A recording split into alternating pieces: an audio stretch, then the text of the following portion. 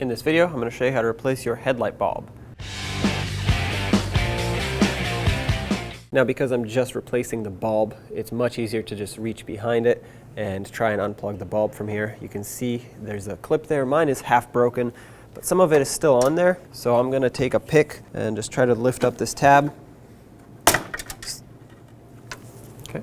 A lot of times this happens. This is probably why the other half was also broken. They're very brittle, but regardless, at this point, we can pull this connector back, just like that. And then you'll see this ring around the bulb here. Go ahead and spin this counterclockwise if you're looking from the back side. So clockwise if you're looking from the front. I'm reaching down here and I'm pulling this ring backwards and off of the bulb.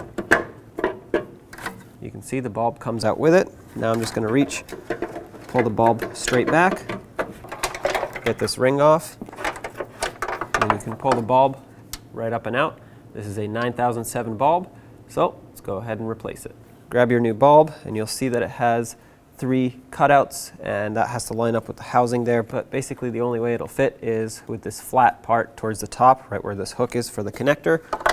So slide it down, slid my bulb all the way in there. Then I'm going to take this lock ring and twist it around the bulb to actually lock it in.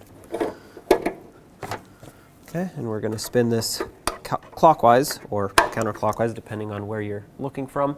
There you go, the bulb is locked in, so all we have to do is plug it in. Reach for the connector.